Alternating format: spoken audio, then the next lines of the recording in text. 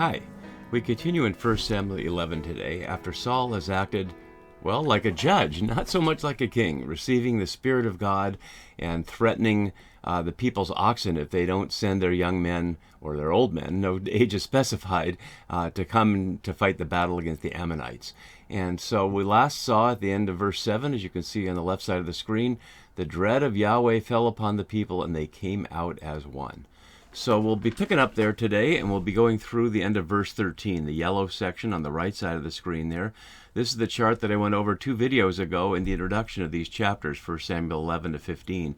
And if you're not familiar with some of the issues as readers and the way scholars have dealt with that in these chapters, I really encourage you to read, to watch the overview video, the introduction video, before you go through these, or at any time as you go through them if you get confused. Because one of the points I made there is that no matter how long scholars engage these texts, they don't reach resolutions on all the conflicting and crossing lines of intention and outcome that we see in these chapters. So if Saul has been made a king, but he's acting like a judge, and when the scene is over, Samuel will call the people together to, quote-unquote, renew the kingship, whatever that means. And you can see that there in the black section just below 11:14 to 12:25 when he gives this big, long speech. So we're going to focus on this section here, and one of the themes we've also been looking at, because Saul is plainly acting like a judge, is how much of the book of Judges is being echoed in this chapter. So we looked in the part above it, what you can see now in the first 7 verses, and now we're taking up here when he mustered them at Bezek. Bezek is a place that's unknown to scholars. Eusebius, writing in the 4th century of the Common Era, claims to know where it is, but that's not based on anything we can attribute to the time of Saul, 1400 years or so earlier. But what we can see on the atlas here is at least the area. If it's true that Bezek is somewhere near Shechem, as Eusebius says, certainly down this way, not above it, where Saul would be starting out here from Gibeah, and the battle will be here at Jabesh Gilead. The Ammonites' home ground is here. But I'd suggest more important than the geographic location of Bezek is its literary echo here to the very beginning of the book of Judges. So again, today I won't go back to Judges. Similarly, I didn't last time. I have the references here, and you can download this chart from the website. And I encourage you to do so to make closer examination of these particular passages. But the short version of this is the book of Judges starts off with Judah in particular named as defeating Canaanites and Perizzites at Bezek, and having their kings, or the enemy's kings, thumbs and big toes cut off. Certainly an echo to here, where we see that Saul gathers, as we see here, 70,000 from Judah, and this is the first time Judah is mentioned in 1 Samuel. It's not even clear what it is. Is it a tribal area or something else? It doesn't say the tribe of Judah. So that's the first time here, and certainly that's meant to echo between Judah and Bezek the issue of that scene in the beginning of Judges. And of course, since the enemy king here, we're still assuming he's a king, Nahash of the Ammonites, has threatened to gouge out the right eyes of the people of Jabesh Gilead as a disgrace to all Israel, that is certainly echoing what we saw here of this mutilation as a way of humiliating the leaders there, the kings. So, in other words, Saul is being measured by the standard of the judges, not by the standard of kings, because there are no standards of kings. And as some scholars have tried to argue, well, the standard of kings we see in Deuteronomy 17:14 to 20 would apply, but I'd certainly argue, and many would, that that hadn't been written yet, that at least the origin story of Saul and these early stories of Saul and David throughout 1 Samuel and perhaps most of 2 Samuel were written roughly contemporaneous to the time of the events to justify why David is king and why Saul is not king, among other issues that we'll see as we move through the story. But the book of Deuteronomy is almost certainly written, at least in its earliest form, in the time of Josiah in the 620s or so, several hundred years later, to justify that situation. And when it's relevant for the Deuteronomistic historians, they use it. They certainly don't use it here, and we'll see it applies in the narrative of Solomon when we get to the end of this section, even though that's in 1 Kings. I'm going to continue into Solomon as part of the series, and we'll see that Solomon is judged, implicitly at least, by the Deuteronomistic criteria, but never explicitly. It's never said that he violates those. It simply says that he worshipped other gods caused by his wives, his foreign wives. And so it attributes it to the fault of the foreign women, a theme we see throughout what I call the religion of empire text in the Bible. We see the same kind of thing in the book of Ezra in the post-exilic era. But here, that's not so much what's at issue here, and we don't see any reference to the Deuteronomistic criteria to be judging Saul. And in any event, he's not acting like a king; he's acting like a judge, and so he's being judged by the standards of the judges, or at least echoes there, if not exact judgment.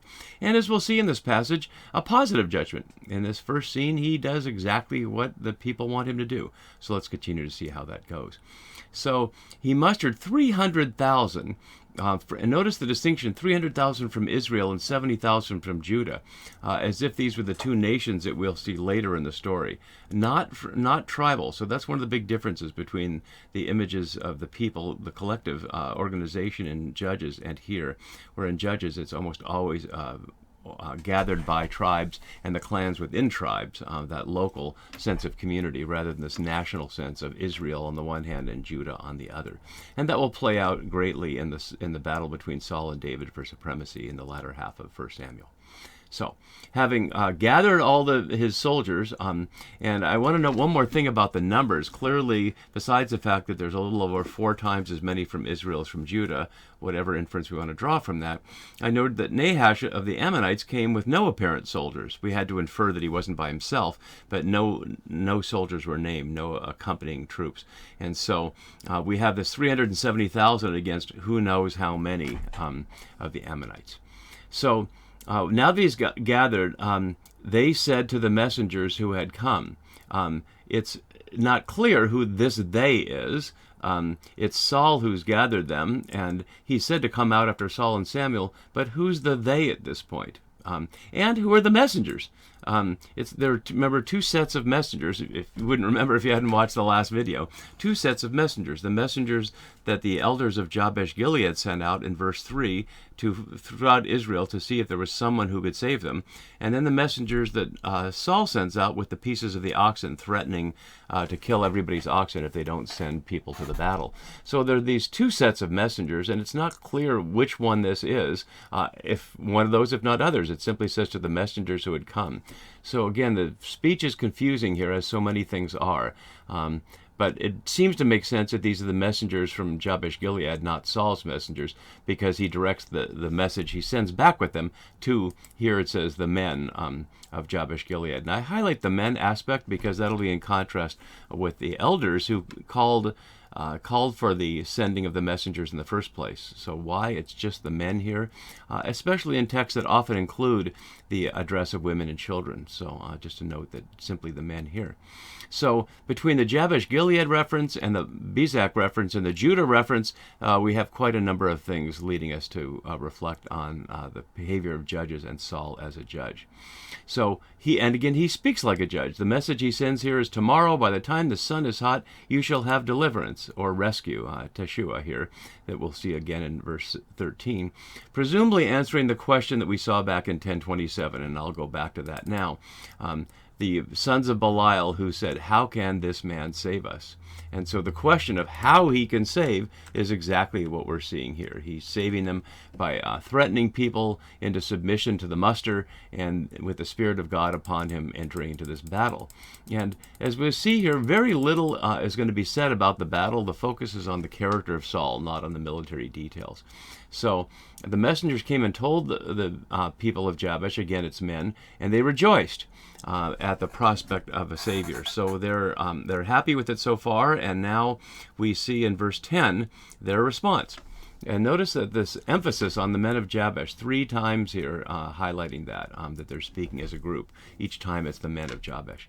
So the men of Jabesh said to the messengers sending the message back to Saul, tomorrow we will give ourselves up to you, and you may do with us whatever seems good to you, which is an interestingly ambiguous statement. It's the kind of statement one makes when one is giving in to an enemy or to a king who's threatening, like Nahash, to give yourselves up to you and that you may do to us whatever seems good to you.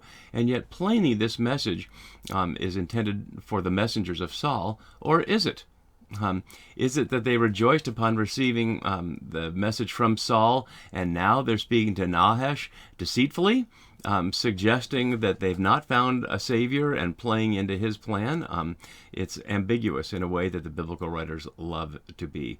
But one way or another, the people of Jabesh are prepared to give themselves up to whatever seems good to somebody, either to Nahash or to Saul.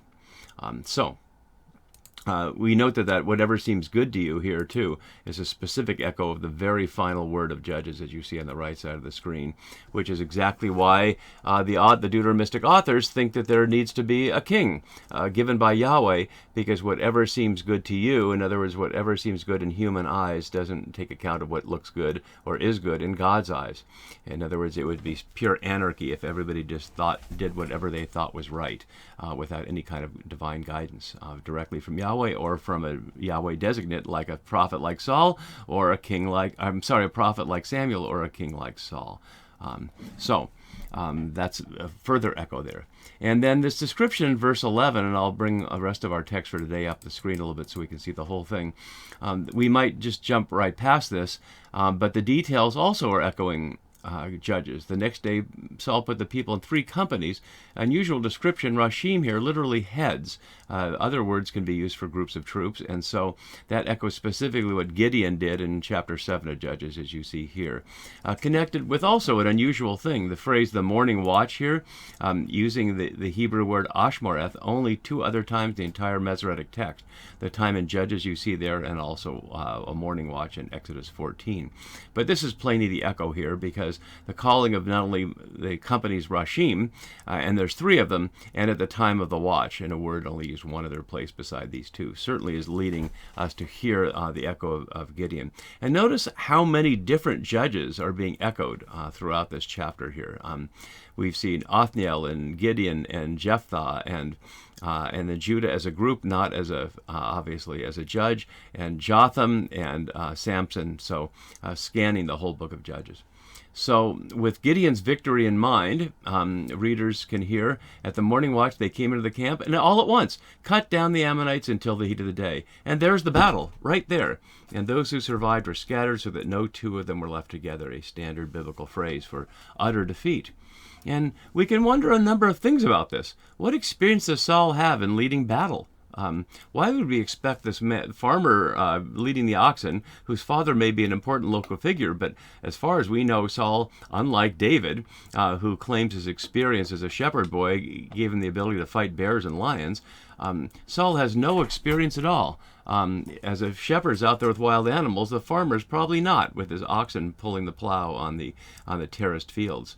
So Saul has these skills from the Holy Spirit here, or the Spirit of God, as the case may be, in this text. That's the only basis we have for it, and the 370,000 people who are there supporting him. Notice we hear nothing about Israelite or Judahite losses. It's just the Ammonites are cut down like a bowling ball, just mowing them down with no harm. So an absolutely shining picture of Saul's victory, like the purest possible victory, except for one thing. Where's Yahweh in this story? Where's the sense that Yahweh is anywhere involved in this? Is there a call from Yahweh to go out? Is there a sense that Yahweh has the victory here? Not yet, although it will be before the story's over. Of course, the fact that God's Spirit is on Saul implies that, but Yahweh as a character has been mysteriously absent here so far. But we're almost done, so we can see where that goes. After this, we hear the attempt to crush defeat. And I should go back to note this note here from Bodner here, which is saying a similar thing that I was saying, but since I had it up and didn't note it, I'll note it now. Saul displays both logistical skills and military aptitude abilities that have not been apparent so far. So just his quote affirming what I was just saying.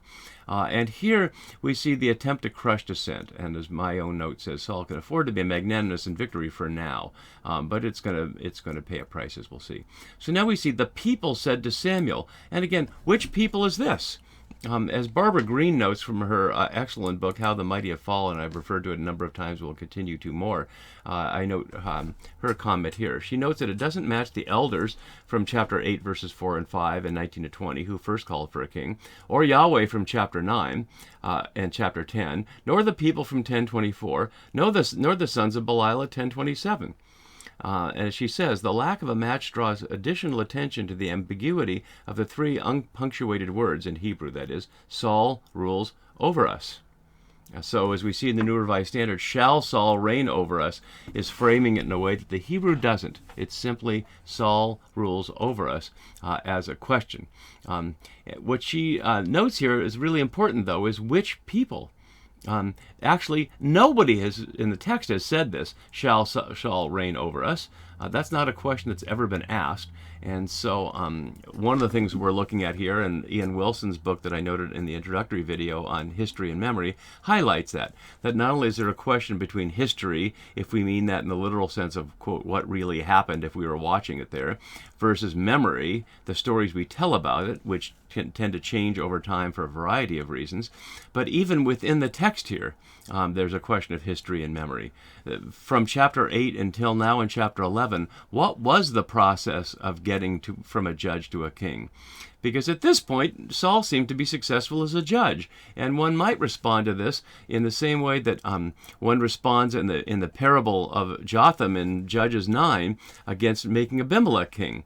That because he's been successful as a judge is all the very reason not to have him reign as a king, but to maintain the power of judgeship, which here was successful, even though it couldn't be continued through Samuel's lines because his son was corrupt. So not a judge dynasty, but a judge the way it had been throughout the book of Judges, with the Spirit of God rushing upon an individual seemingly out of nowhere and leading the Israelites to victory.